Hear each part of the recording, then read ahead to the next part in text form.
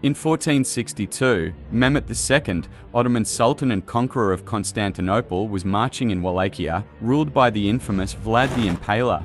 As they followed their path to the capital, they encountered a scorched land with poisonous waters and no food, which gave them a hard challenge.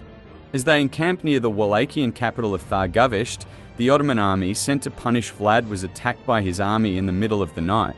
In today's documentary, we are going to see why did the Turks attack Vlad's dominion and how it ended in one of the biggest Ottoman disasters in history.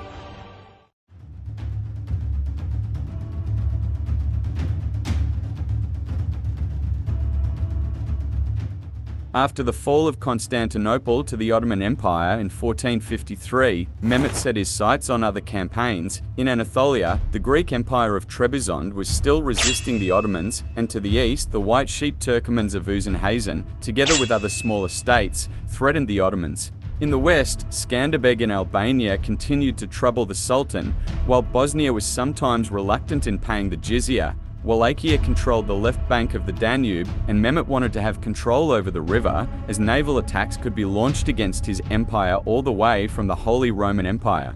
On September 26, 1459, Pope Pius II called for a new crusade against the Ottomans, and on January 14, 1460, at the Congress of Mantua, the Pope proclaimed the official crusade that was to last for 3 years.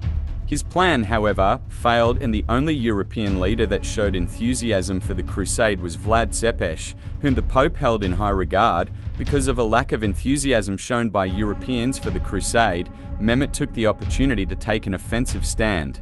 Later that same year, 1460, he captured the last independent Serbian city, Smederevo, and in 1461, he convinced the Greek despot of Morea to give up his stronghold. Soon thereafter, its capital, Mistra, and Corinth followed suit and surrendered themselves without struggle.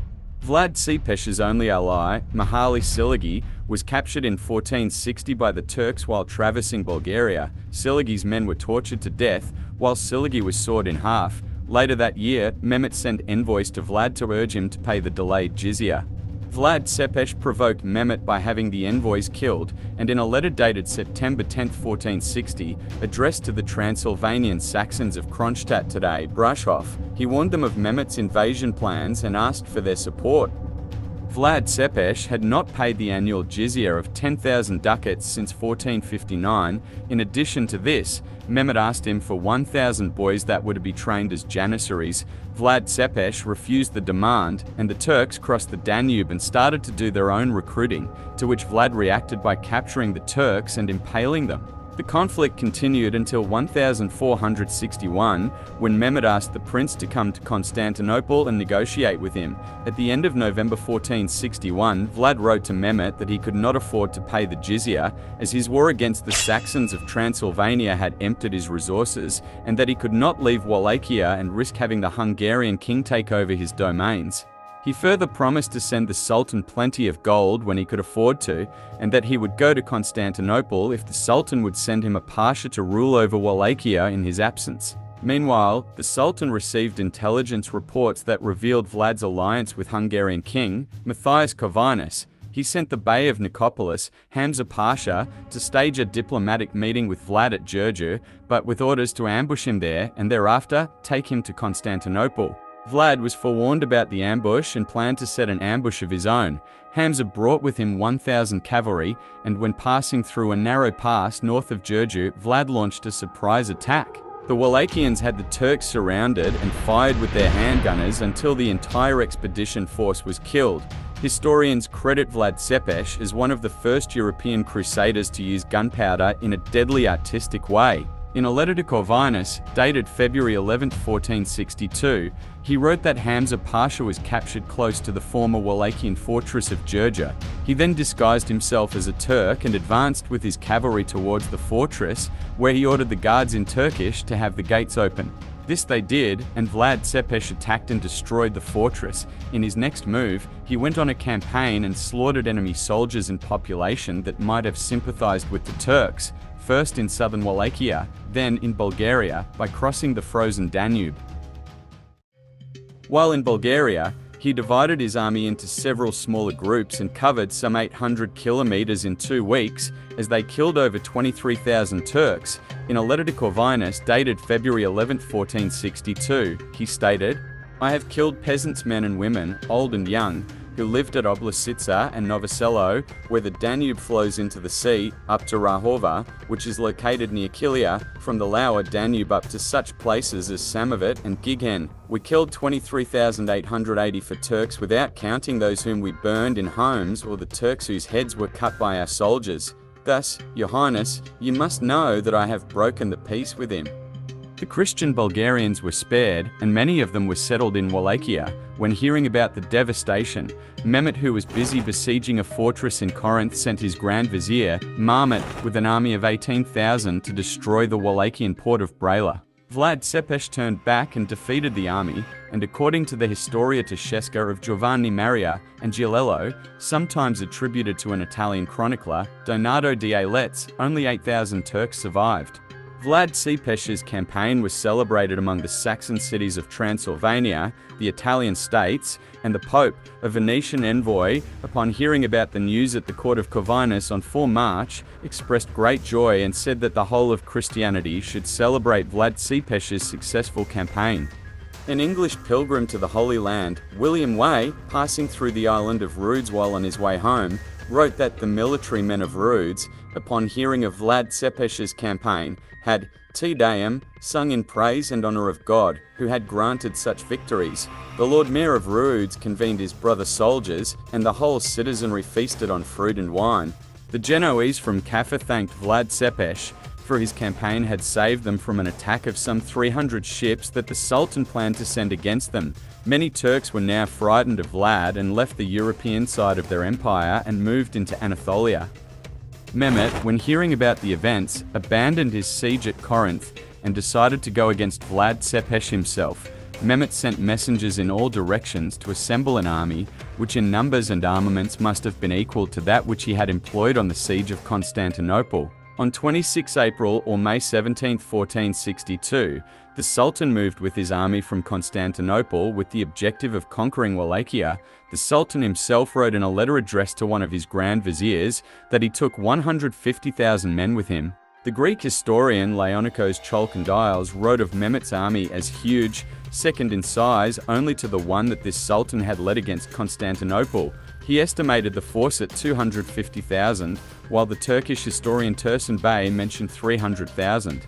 Vlad's half-brother, Radu the Handsome, who willingly served the Sultan, commanded 4,000 horsemen.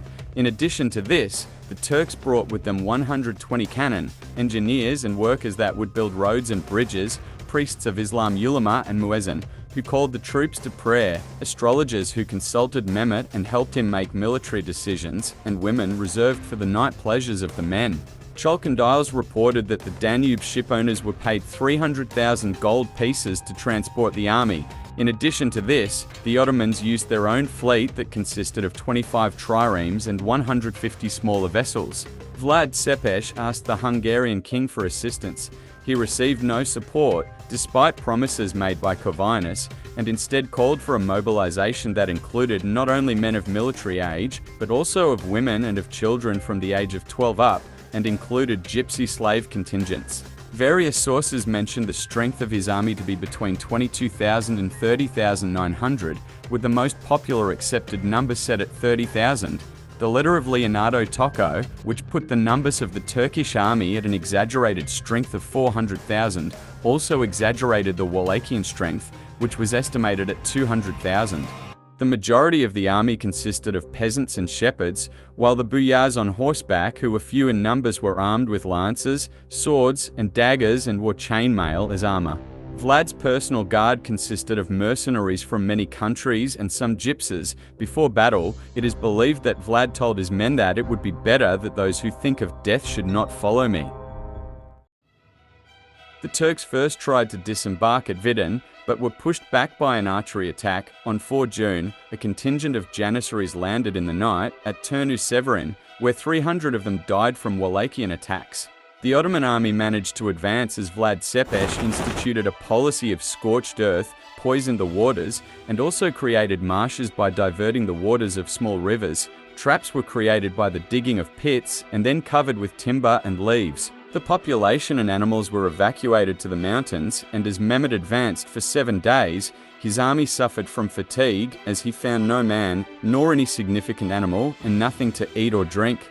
Vlad adopted guerrilla tactics as his cavalry made several hit-and-run attacks. He would also send ill people suffering from lethal diseases, such as leprosy, tuberculosis, and in more significant numbers those who suffered from the bubonic plague, to intermix with the Turks and infect them.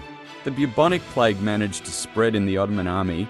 The Ottoman fleet launched a few minor attacks on Braila and Hillia, but without being able to do much damage, as Vlad Țepeș had destroyed most of the ports in Bulgaria. Chalcondyles writes that the Sultan managed to capture a Wallachian soldier and at first tried to bribe him for information. When that didn't work, he threatened him with torture, to no avail. Mehmed was said to have commended the soldier by saying, "If your master had many soldiers like yourself, in a short time he could conquer the world." The Turks continued with their advance towards Târgoviște after failing to capture the fortress of Bucharest and the fortified island of Snargov. On 17 June, when the Turks camped south of the capital, Vlad Țepeș launched his night attack with 24,000, or possibly with only 7,000 to 10,000 horsemen. Chalcondyles retells the story that, before making his attack, Vlad went freely into the Turkish camp disguised as a Turk and wandered around to find the location of the Sultan's tent and learn about his organization. The anonymous Italian Chronicle of Verona mentions that Mehmed had disallowed his soldiers to exit their tents during the night as to not cause panic in case of an attack. The chronicle goes on explaining that Vlad Țepeș, being aware of Mehmed's strategy, had decided for an attack in the night, knowing how to proceed in his offensive when the enemy soldiers would have to remain in their tents. The skirmish would last from 3 hours after sunset until 4 the next morning and would cause great confusion in the Ottoman camp. The Wallachians made noise from their buglers and illuminated the battle with their torches, and in that night, they launched not one, but several attacks. Documents differ on the exact result of the skirmish. Some sources say that the Wallachians slaughtered a great number of Turks, while others say the Ottoman losses were minimal. Many horses and camels were, however, killed. Some chronicles blame a Wallachian boyar named Galesh, who supposedly led a simultaneous attack on the Turks with a second army, for not being brave enough to cause the expected devastation on the enemy. Vlad Țepeș himself aimed for the tent of the Sultan, as he routed the Asian cavalry, but mistakenly went for the tent of the two Grand Viziers Ishak Pasha and Mehmet Pasha. A Wallachian point of view of the events was recorded by the papal legate, Nicolo Madrasa, years later at the court of Buda, when Vlad was being imprisoned by Corvinus. It is said to have been told by a Wallachian veteran. Wallachian undoubtedly would have gained the greatest and most brilliant victory, but the other commander, a boyar named Galesh, did not dare attack the camp from the other side as had been agreed upon. Vlad carried out an incredible massacre without losing many men in such a major encounter, though many were wounded. He abandoned the enemy camp before daybreak and returned to the same mountain from which he had come. No one dared pursue him, since he had caused such terror and turmoil. The Janissaries, under the command of Mihailoglu Ali Bey, pursued the Wallachians and killed 1,000 to 2,000 of them. According to the chronicle of the Venetian bailo at the port, Domenico Balbi, the total casualties for the conflict are numbered as 5,000 for the Wallachian side and 15,000 for the Ottomans.